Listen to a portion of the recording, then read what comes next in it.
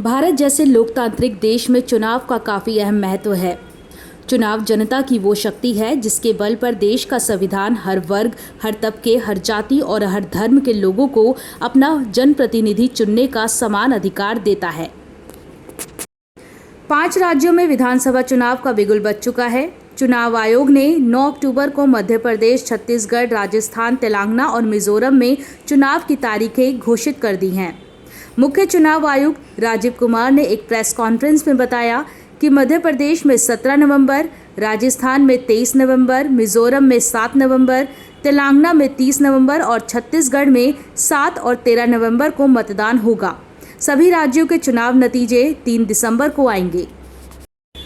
चुनाव आयोग के मुताबिक सभी 5 राज्यों के विधानसभा चुनाव में कुल 16.14 करोड़ मतदाता अपने मताधिकार का प्रयोग करेंगे, जिसमें 8.2 करोड़ पुरुष और 7.8 करोड़ महिला मतदाता हैं। इस बार 60.2 लाख ऐसे मतदाता हैं जो पहली बार वोट डालेंगे। मध्य प्रदेश में सबसे ज़्यादा 230 विधानसभा सीटें हैं, जबकि राजस्थान में 200, तेलंगाना में 119, छत्तीसगढ़ में 30 और मिजोरम में 40 विधानसभा सीटें हैं जिन पर चुनाव होगा।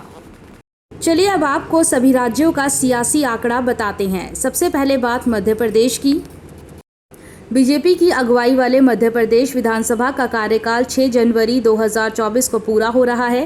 राज्य की 230 विधानसभा सीटों में 148 सीटें सामान्य की हैं, जबकि 35 सीटें एससी और 47 सीटें एसटी कैटेगरी के लिए रिजर्व हैं। राज्य में कुल 5.6 करोड़ मतदाता हैं।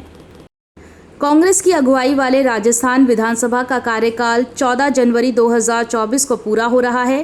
राज्य की 200 सीटों में से 141 सीटें सामान्य की हैं, जबकि 25 सीटें एससी और 34 एसटी के लिए रिजर्व हैं। 5.25 करोड़ मतदाता अपने मताधिकार का इस्तेमाल करेंगे।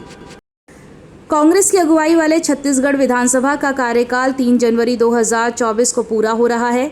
90 सीटों में 51 सामान्य वर्ग की हैं, जबकि 10 सीटें एससी और 29 सीटें एसटी के लिए रिजर्व हैं। राज्य में कुल 2.3 करोड़ मतदाता हैं। तेलंगाना विधानसभा का कार्यकाल 16 जनवरी 2024 को पूरा हो रहा है। 119 सीटों में 88 सीटें सामान्य वर्ग की हैं, जबकि 19 एससी और 12 एसटी सीटें रिजर्व हैं। राज्य में 3.17 करोड़ मतदाता हैं। मिजोरम विधानसभा का कार्यकाल इसी साल 17 दिसंबर को पूरा हो रहा है। 40 सीटों में से सिर्फ एक सीट सामान्य की है, बाकी सभी 39 सीटें एसटी कैटेगरी के लिए रिजर्व हैं। एससी की कोई सीट नहीं है। 8.52 लाख मतदाता अपने मताधिकार का प्रयोग करेंगे। Poll will be 7th November and date of counting would be 3rd, which is common of course for all these states, and elections in all these states would be completed by 5th of December. So date of poll is 7th November. Similarly, in case of Chhattisgarh, the elections would be in 2 phases. The date of poll would be 7th November and 17th November. The nominations after Mizoram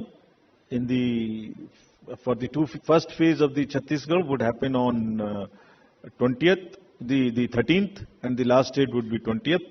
Date of poll being 7th November, and for phase 2, 17th November.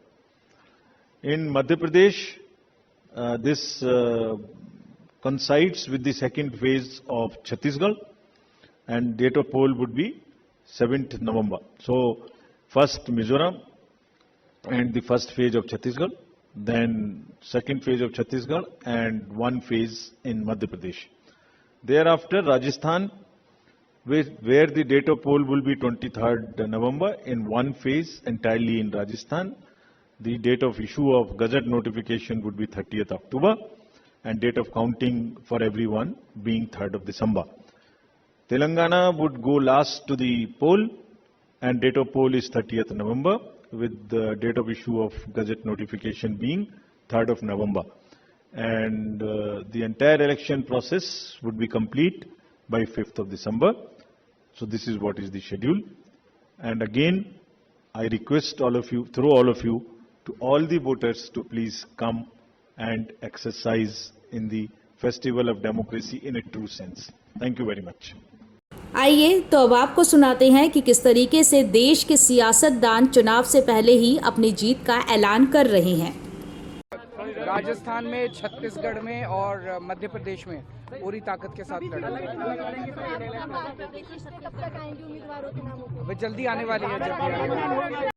फिलहाल हमारी तो जनता से यही गुजारिश है कि विकास और कार्यशैली को तवज्जो दें, झूठे और लोक लुभावन वादों की जगह अपनी बुद्धि और विवेक के बल पर अपने मताधिकार का इस्तेमाल करें और ऐसा जनप्रतिनिधि चुनें जो अगले 5 साल तक आपकी उम्मीदों पर खरा उतर सके।